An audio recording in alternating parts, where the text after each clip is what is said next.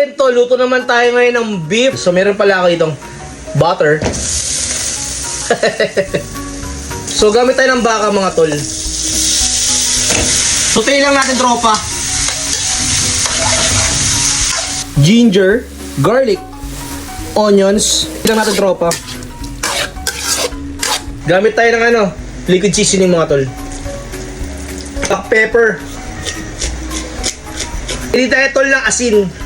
Luin natin tropa.